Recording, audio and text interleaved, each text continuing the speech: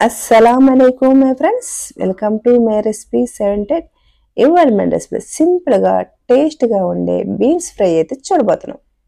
రండి ఫ్రెండ్స్, వీడియోకి వెళ్ళిపోదాం. అర కేజీ బీన్స్ తీసుకొని శుభ్రంగా కడిగిన తర్వాత ఇలా సన్నగా ఇలాగా కట్ చేసుకోవాలి. ఇప్పుడు స్టవ్ వెలిగించుకొని ఒక కళాయి పెట్టుకొని ఇలాగా ఆయిల్ వేసుకోవాలి.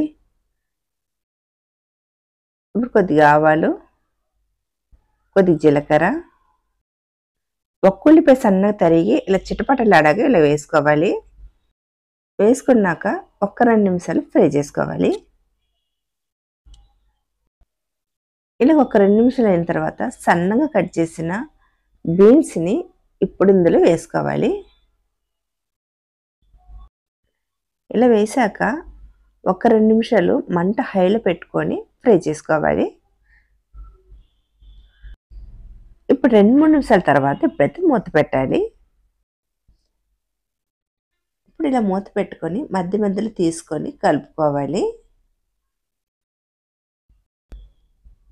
ఇలా మూత పెట్టేసుకున్న తర్వాత ఇలా ఒక మిక్సీ గిన్నె తీసుకొని ఒక 4-5 ఎండుమిర్చి, పొట్టు తీసిన ఎల్లుల్లి రెమ్మలు ఒక 10,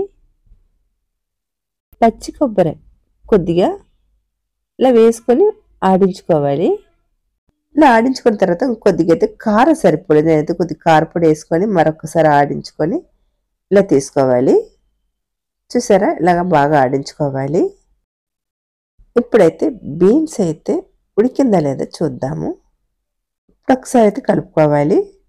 ఇలా కలుపుకున్న తర్వాత ఇప్పుడైతే సరిపడైతే ఉప్పు అయితే వేసుకోవాలి. బీన్స్ సగం వేగిన తర్వాత ఉప్పు వేసుకోవాలి. ఇప్పుడు 2 నిమిషాలు బాగా ఇలా కలుపుకున్న తర్వాత ఉడికిందా లేదా అనేసి ఇలా చూసుకోవాలి.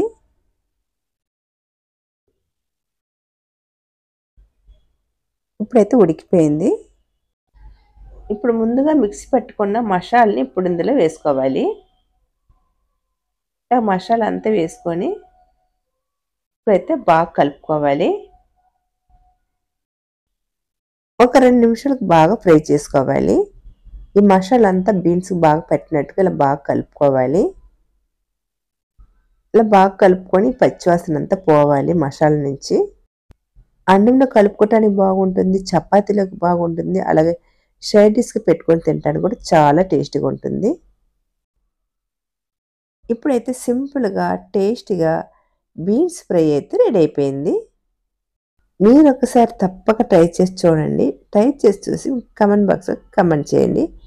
అలాగే నా రెసిపీ కనుక మీకు నచ్చితే కనుక లైక్ చేయండి, షేర్ చేయండి, సబ్స్క్రైబ్ చేసుకోండి. చూసేవారైతే ఒక లైక్ అయితే కొట్టండి. బాయ్ ఫ్రెండ్స్, మరొక వీడియోలో మళ్ళీ కలుద్దాం. బాయ్.